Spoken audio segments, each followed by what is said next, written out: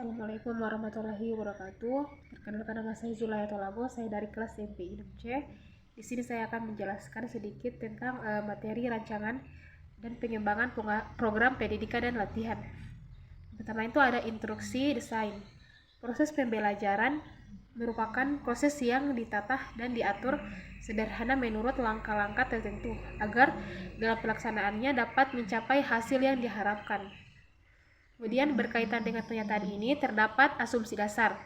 Yang pertama itu ada desain pembelajaran yang merupakan landasan pokok bagi pelatih.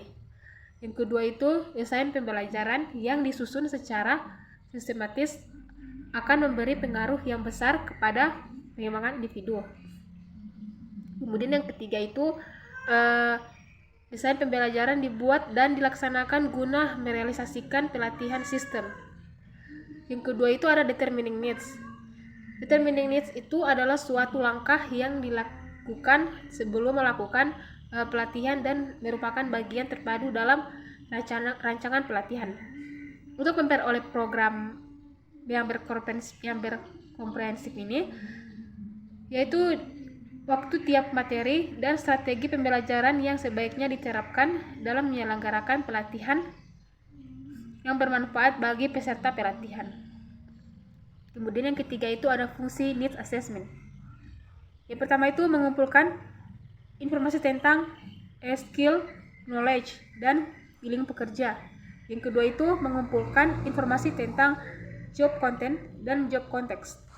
Yang ketiga itu mendefinisikan kinerja standar dan kinerja aktual dalam rincian yang operasional.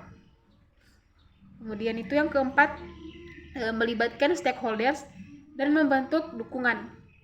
Kemudian yang kelima itu memberi data untuk keperluan perencanaan. Kemudian poin yang keempat itu ada rating training material.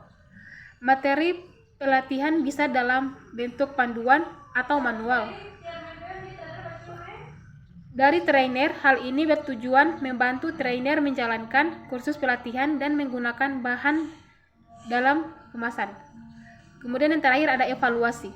Evaluasi merupakan suatu proses penyediaan informasi yang dapat dijadikan sebagai pertimbangan untuk menentukan harga dan jasa dari tujuan yang dicapai. Desain implementasi ini dapat berdampak untuk membantu membuat